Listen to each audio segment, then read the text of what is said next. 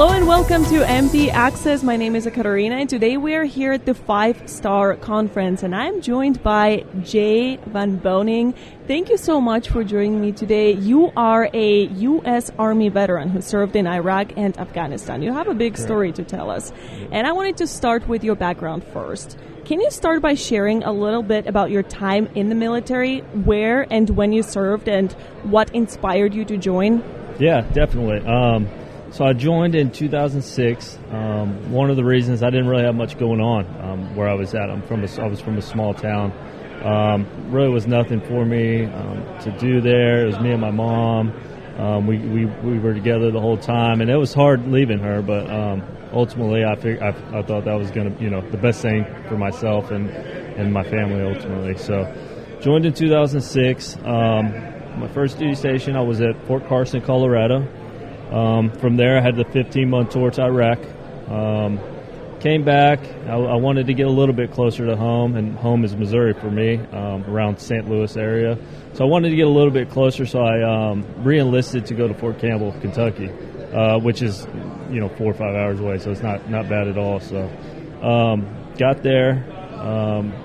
From there, I was in the 101st Airborne Division. Had 2 different deployments to Afghanistan from there. And then I kept that up until 2014, and I got out in 2014. Awesome. I got really excited when you said Missouri because that's where I'm from too. So this interview is getting very exciting for me. Looking back, what stands out the most from your tours in Iraq and Afghanistan, both in terms of challenges and lessons that you have learned? Yeah, for the tours, the most important, what I take away from is the camaraderie, all the brothers and sisters that you develop there. And the main thing is you have to take care of each other just as much as you did there. You have to do that now. And the farther away from that you get, the more you realize that. A lot of us have different challenges we face and things like that. So, that communication is definitely key. And I'm sorry, what was the other part of that question? The lessons you have learned. Yeah, so that was one. Communication, leadership. I was a leader over there. I was a non-commissioned officer, so had my guys. I'd make sure that they were squared away. Basically tried to do what I could for them to be there for them. And that's pretty much it. So you also have spoken about the impact of combat, including TBIs and survivor's guilt. Mm-hmm. How have those experiences shaped the way you view life today? Yeah, life's precious, right? Mm-hmm. So, that's the main thing there. So today, like nowadays, it's like I'm a routine guy. I have to be in routines. Memory is not as what it was. So I stay in a routine. I have certain things. My family's a big part of a support system for me. They make sure that I'm getting to where I need to go. They just look after me and make sure I'm on the right path. I have my dog. She keeps me going. Maggie. And we'll talk about your dog a little bit later. I'm excited about that topic. But returning to civilian life after such intense service is not easy. What were the biggest challenges you faced as you tried to adjust? Yeah, the biggest challenges was just fitting in. I would say whenever I got out, I went back to school. I used the job bill. Went back to school, and the things I was facing on a day-to-day basis was totally different than anybody else there that I knew of, anyways. And that's with things I dealt with after class, even during class. All my VA appointments and things like that I had to make. I pretty much lived at the VA. I was there all the time. But it was nice. I made a lot of friends there that worked there and that were actually being seen there. So I would go up there and just have lunch with them because that's where I fit in, So, but yeah, day-to-day life it was tough as an adjustment. I was 100 miles an hour for so long, and then trying to slow it down. It was tough. Mm-hmm. It was tough. And you've talked about hitting rock bottom in 2019 before finding new paths forward. What role did the VA and your service dog, Maggie, played in your healing journey? Yeah, my goodness. So one of the things I was telling you about is that checking in on your battle buddies and things like that. In 2019, we had a lot of our guys experiencing the same thing as me, but committed suicide. So there was multiples of them, and they were in my close circle. So too, it's like, should I have called again? The things I try to keep up as much as I could. So yeah, just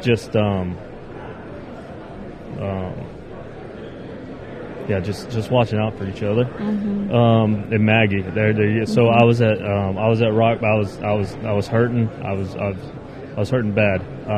I met this organization called through the Combat Vet Center that I would go to weekly, do therapy sessions, counseling with these other combat vets. Canines on the Front Line, which is a service dog program in Missouri. They linked me up with Maggie, and from that day forward, it was me and her, and she got me back on track. So, what is it about Maggie that helped you with your PTSD? Yeah, so everything. Whenever I would, a lot of time at the time, it was me. I was bouncing back and forth. Like I said, I was in school, trying to find places to stay. Whenever I'd go home, I would just kind of lose it. I didn't have anybody. I had the VA, but they closed the doors, so I can't always stay in there, right? So I'd get home, and sometimes I would hear news. I'd fall into a really dark spot. And after I got hurt, she was always there. So she would help me out, and if I would have bad panic attacks. I would have anxiety, this and that, thinking about all this past trauma and things like that. Well, anyway, she would cue into that. So she would key, there would be certain keys for her, and she would see, and she would come and comfort me during those times. Kept my medication on her and things like that. I just knew she was there for me. So, yeah, that was nice. And you're getting her a brother soon. Yep. Getting her a brother. I feel she's due. She needs somebody to hang out with, other than me. So I need to make friends. Well, so does she. So, yeah, we get that going for her. So let's talk about Military Warrior Support Foundation now. Can you tell us about receiving your home through them and what that moment meant for you? Yeah, 100%. Military Warrior Support Foundation, complete game changer for me. What they did, like I said, I was bouncing back and forth in and out of the VA system. My service dog, which she's a 100-pound German Shepherd, right? So being in small apartments and things like that, that was a stress on its own. And then Military Warrior Support Foundation showed up, kind of took me in, provided me with a home, and gave me that safe space. I made it my own. It was everything that kind of kept me calm. It was in an area that I was familiar with, things like that in the St. Louis area. Once that happened, just things got easier for me a little bit. It's nice. It's close to multiple VAs in the area, so I'm right there. It's close to everything, the airports I can get here. Like it's just yeah, it's not, and it takes a lot of the stress off. Another thing too that was really nice with Military Warrior Support Foundation. Whenever they do that, they set you up in a mentoring program for finances. So that way, with the responsibility of a home, they make sure that you're squared away and set up for to maintain, right? So did that for the time, and become obviously debt free with that, and then just kind of learn the ins and outs of finances and how to maintain the home the first time, So yeah, a blessing for sure. Yes, and you also have mentioned golf as your new passion. How has that activity helped? Yeah, so Ken, he's a Military Warrior Support Foundation. Ken flew me out to Colorado. It was a PGA Reach event. And then I didn't have a clue how to golf. Never did it before, right? So I was like, this is all new to me. Got out there, met some other veterans like myself that were in the same boat, met so many great people, and just kind of swung the sticks a little bit. Anyways, after that, they set me up with a fitting, so I got fitted, so I got my own clubs, so now I had the responsibility to learn, right? So, I just ran with it from there, and now I golf as much as possible, 2-3 times a week, a lot of times. So, it gets me out and about. It gets me. Being outside is the best, right? So it's good for your head, good for everything. It's just a place where I'm comfortable out there. There's nobody around really. It's not loud. It's just really nice.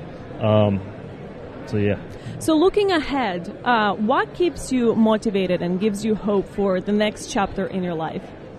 Well, I feel like a lot of the difficult stuff I've navigated. It's not behind me. It's never always going to be behind me. It's always right there, like a thorn in your side. But I've come up the skills. I've gained skills. I've gained knowledge how to handle different situations. My support channel is locked in. They've got me. My family, my daughter. She understands. My needs are a little bit different than everybody else's. And we're all just there for each other. Military War Support Foundation is always there for me as well. They continue to be there for me. That's... So earlier you have mentioned that you have lost some friends due to some circumstance. And what kind of advice would you give to other people who are going through PTSD and the same journey that you have went through right now? Yeah, it's real. Definitely.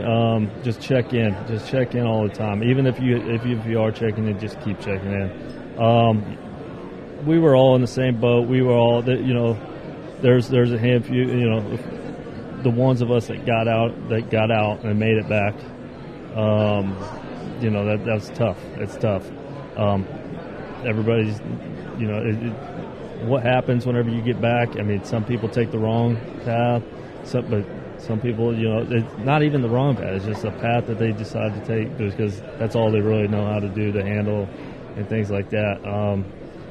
You just got to be there for them. Even if you are, just even more. Just pour more into them and just keep that brotherhood alive. So.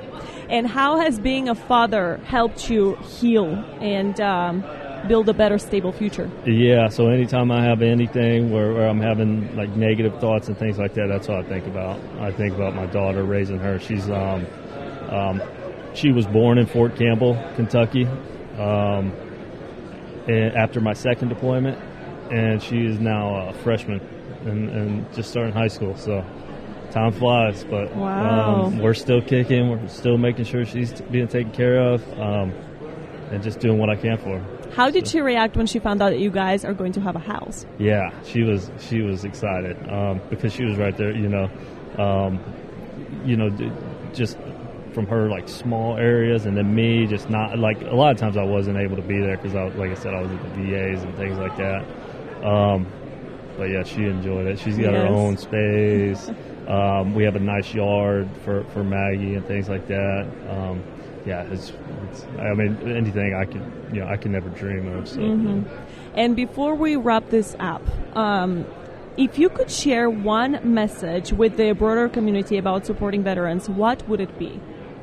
Maybe listen. Talk to them, listen a little bit, find out their stories. Sometimes they just need somebody to listen to, so just listen to them, talk to them. If you can, try to help them out, give back if you can. I know the sacrifices they've made for everybody. Just try to be there for each other. That's it. So. Absolutely. Jay, thank you so much for sharing your story with us. We're truly honored to highlight you here on our podcast. Appreciate it. Thank you so much for having me. Thank you. Yep.